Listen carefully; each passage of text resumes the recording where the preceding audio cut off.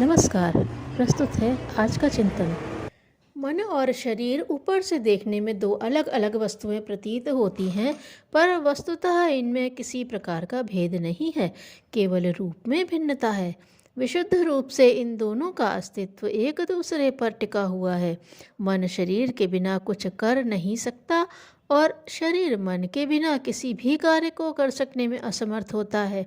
इसी से अनुमान लगाया जा सकता है कि शरीर और मन का एक दूसरे से कितना घनिष्ठ संबंध है। शरीर मन की रक्षा करने वाला ऊपरी आवरण है। इस जड़ शरीर का निर्माण जड़ और चेतन तत्वों के मिश्रण से हुआ है। उन्हीं तत्वों के सूक्ष्म से सूक्ष्म और अदृश्य स्वरूप से हमारे सूक्ष्म शरीर की रचना हुई है। अतः शरीर और मन में मात्र इतनी ही भिन्नता है कि एक दृश्य है और दूसरा अदृश्य, एक स्थूल है और दूसरा सूक्ष्म। उदाहरणार्थ, पानी का साधारण रूप जड़ है और उसका दूसरा रूप सूक्ष्म है जो दिखाई नहीं पड़ता, जिसे हम भाप कहते हैं।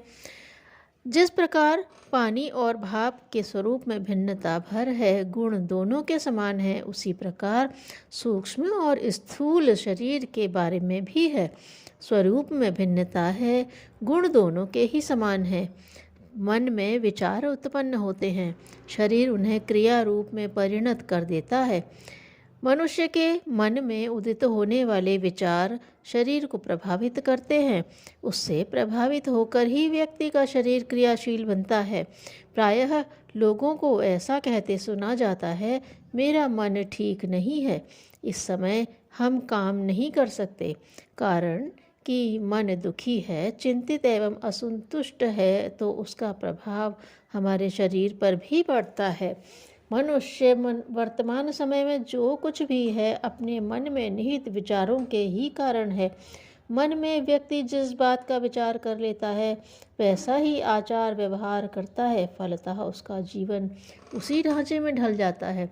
जब कभी हमारे ऊपर कोई विपत्ति आ पड़ती है, तो हम उसका पूरी तरह से सामना करते हैं तथा सफल हो जाते हैं। ऐसे ही क्षणों में मन की उस दिव्य एवं अमोघ शक्ति का हमें आभास होता है। यह विराट शक्ति सबके अंदर सुप्तावस्था में विद्यमान रहती है। इसकी तुलना हम पत्थर में छिपी हुई अग्नि से कर सकते हैं। उसे हम कुछ प्रयत्न एवं पुरुषार्थ करके जला सकते हैं। मन की इस प्रचंड शक्ति के सहारे मनुष्य बड़ी बड़ी कठिनाइयों को पार कर जाता है और कभी कभी तो इतने बड़े बड़े काम कर दिखाता है कि जिसकी कभी आशा भी नहीं की जा सकती थी। कार्य के प्रति सच्चा प्रेम मन में उत्पन्न हो जाए तो व्यक्ति निठल्ले बैठे रहना पसंद न करेगा। आलसी और दरिद्री लोग बेकार पड़े रहने में सुख अनुभव करते हैं, किंतु कामकाजी वास्तविक कार्य करने में ही सुख पाते हैं। कर्तव्यनिष्ठ व्यक्तियों के जीवन में ऐसे अनेक अवसर उत्पन्न होते हैं कि यदि आलसियों के जीवन में ये अवसर आ जाएं तो वे बीमार ही पड़ जाएं, किंतु कर्मठ व्यक्तियों के मन और शरीर पर उनकी कर्तव्य परायणता के कारण इन साधारण कष्टों का कुछ असर नहीं पड़ता है। घर में आग लग जाने के कारण अपना बचाव करने के लिए कई महीनों से बीमार पड़ा हुआ व्यक्ति उठकर भाग निकलता है। रोगी में यह विलक्षण परिवर्तन उसके अंदर छिपी हुई शक्ति के कारण होता है। उसी अद्भुत शक्ति से प्रेरित होकर व्यक्ति दुरूह कार्यों को भी कर दिखाता है। जब तक कोई कठिन परिस्थिति नहीं होती, तब तक उसे अपनी सहनशीलता एवं सामर्थ्य का सही अनुमान नहीं लग पाता। कई भयंकर रोगियों की स्थिति देखने वाला यह सोचने लगता है कि न जाने इसके प्राण कहाँ रुके हुए हैं। इस कठोर यात्रा को वह कैसे सह रहा होगा, किंतु जब ऐसी स्थिति उसकी हो जाती है तो वह जैसे तैसे उसे सहन कर लेता है। अभिप्राय यह है कि मनुष्य सशक्त मन के द्वारा शरीर से हर कठिनाई का सामना कर लेता है।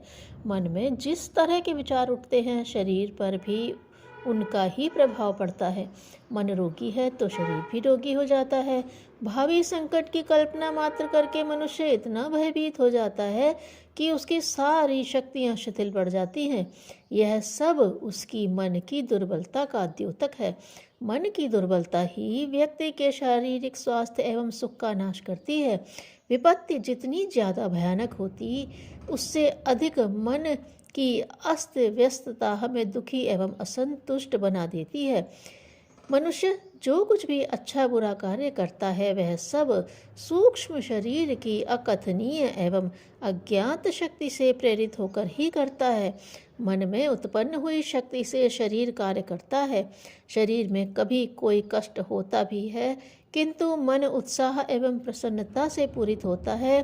तब शारीरिक कष्ट भी थोड़ी देर के लिए विस्मृत हो जाते हैं। हम उस अमोघ शक्ति का नाश करते जा रहे हैं, जो दुखों, रोगों एवं विपत्तियों में भी धैर्यपूर्वक सामना करने की हमें प्रेरणा देती है। यह शक्ति जब मन से प्रस्फुटित होती है, तभी शरीर उसके सहारे कार्य कर दिखाता है। व्यक्ति अनेक समस्याओं से उलझा हुआ मन में चिंतित रहता है और इसका असर उसके शरीर पर पड़ता है। मन खिन्न है तो शरीर पर उसका असर अवश्य पड़ेगा। आवश्यकता इस बात की है कि शरीर और मन की अविच्छिन्न संबंध के विषय में ध्यान रखते हुए मन को शुद्ध एवं संतुलित बनाए रखें। तभी हम स्वस्थ रह सकेंगे और मन की दिव्य शक्ति के सहारे प्रगतिशील बन सकेंगे। मनुष्य ईश्वर की सृष्टि का सर्वश्रेष्ठ प्राणी है। उसकी रचना में उसने अपना सारा कौशल लगा डाला है।